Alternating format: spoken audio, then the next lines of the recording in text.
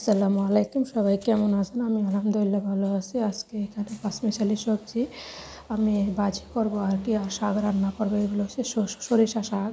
এই শাকটা খেতে অনেক মজা। আর অনেক সবজি, অনেক কী এখন চিন্তা করতেছি কী করব।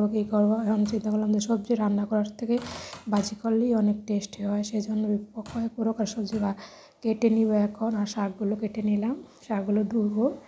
আর সবজি এখানে শালগম, ফুলকপি, তারপরে গাজর, বিভিন্ন রকম সবজি আছে। তারপর জুকিনি, এটা বিদেশি আর কি, লেমন আছে, আর এইখানে পেপারনি আছে।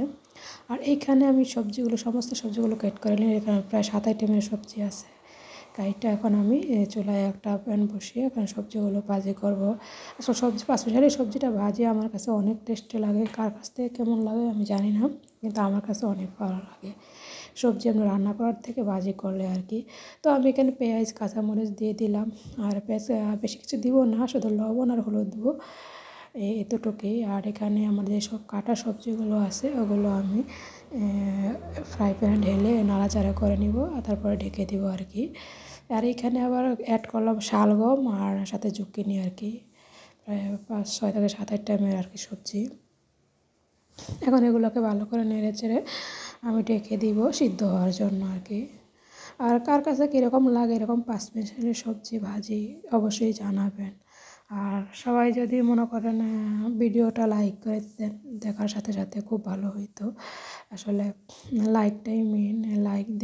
লাইকটা দিয়েই দেখা শুরু করবেন, আর ফুল ওয়াচ করে দিবেন, কারণ আমি তো ছোটো ভিডিও দিই, বড় ভিডিও দিই না। আর ছোটো ভিডিও তো চোখের পলকে শেষ হয়ে যায়, তাই না? অনেকে তো 10 মিনিট 15 মিনিটের ভিডিও দেয়। আসলে এত বড় ভিডিও দিলে অনেকের ধৈর্য থাকে না। দেখালে না, সত্যি কথা, সবারই তো কাজ থাকে, তাই না? কে দেখবে? যাক, এখন আমি এটাকে আবার এখন ঢাকনা উঠায় দেখলাম প্রায় সিদ্ধ হয়ে গেছে, একটু পানিও উঠছে। তা কিছুক্ষণ নেড়ে ছেড়ে আবারও ঢেকে দিব ভালো করে সিদ্ধ হওয়ার জন্য। আর মূলত এরকম সবজি খাওয়ার নিয়ম এরকম হাফ সিদ্ধ, কিন্তু আমরা তো আবার একদম পুরোপুরি সিদ্ধ না হইলে মশলা ছাড়া আমরা খেতেই পারি না। কিন্তু এখন উঠাই ফেললে এটার পুষ্টিগুণটা পাওয়া যাবে।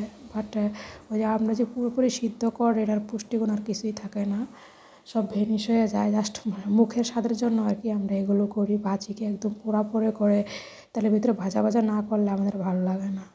কিন্তু নিয়ম তো জাস্ট একটু লবণ দিয়ে সিদ্ধ করে অলিভ অয়েল তেল দিয়ে খাইয়ে ফেলে, এইটাই খাওয়ার নিয়ম। আমরা তো আসলে জানি কিন্তু মানি না, কারণ আমাদের মুখে তো অনেক মজা, কীভাবে মানবো, তাই না? তা আমার সবজিটা প্রায় সিদ্ধ হয়ে গেছে, একদম নাড়াচাড়া। আবার ধনিয়া পাতা হইলে ভালো হইতো। আমার এখানে আবার আমি কিছু আস্ত মেথিও দিয়ে দিয়েছি। আস্ত মেথি দিলে আর কি এটার ফ্লেভারটা খুব ভালো আসে, ভালো লাগে খেতে। তো এখন নেড়েচেড়া করে নিলাম। তো সবাই ভালো থাকেন, আমার হয়ে গেছে ভাজিটা। ভালো থাকবেন, দোয়া করবেন। আল্লাহ হাফেজ।